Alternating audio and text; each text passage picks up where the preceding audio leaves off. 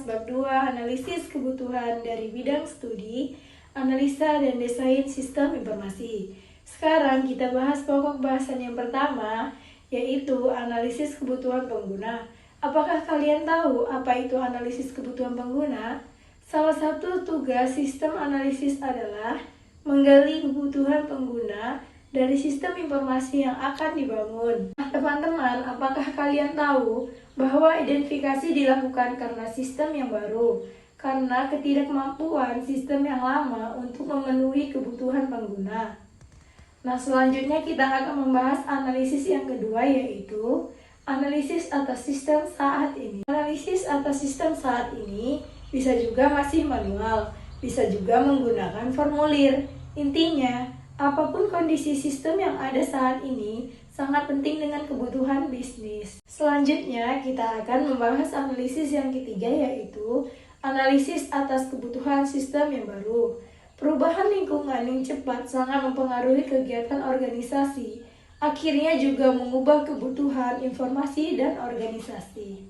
Selanjutnya, kita akan bahas analisis yang kelima, persyaratan fungsional. Beberapa hal yang perlu didapatkan dalam fase ini diantaranya deskripsi proses yang harus dilakukan sistem, detail masuk ke sistem melalui dari formulir dan dokumen, serta interaksi antara pegawai maupun ke sistem lainnya, detail keluar yang diharapkan dari sistem baik tercetak ataupun laporan maupun transfer ke sistem lainnya, detail data yang harus dilakukan sistem. Selanjutnya kita akan bahas analisis yang keenam, persyaratan non-fungsional.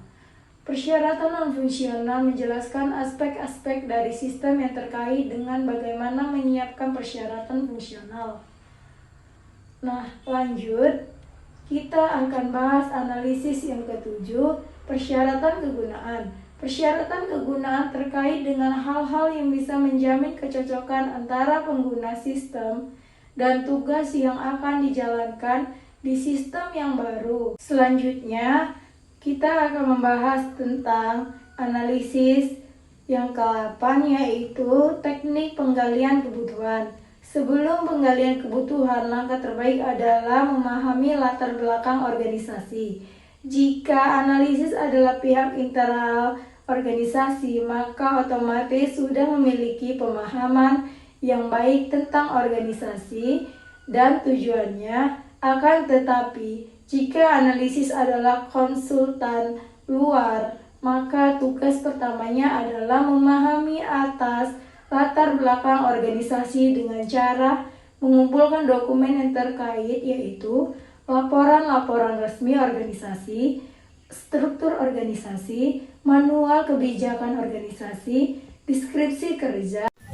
Keterlibatan pengguna kesuksesan pembangunan sistem tidak hanya tergantung pada kemampuan tim analis, perancang dan programmer maupun keterampilan manajer proyek dalam pengelolaan proyek, namun lebih ke keterlibatan pengguna secara efektif pada berbagai fase pada siklus pengembangan sistem. Pemodelan kebutuhan hasil penggalian kebutuhan sebagaimana yang sudah disebutkan di atas perlu didokumentasikan. Ada banyak alat bantu yang bisa digunakan untuk pendokumentasian hasil penggalian kebutuhan yang biasa disebut dengan case tools.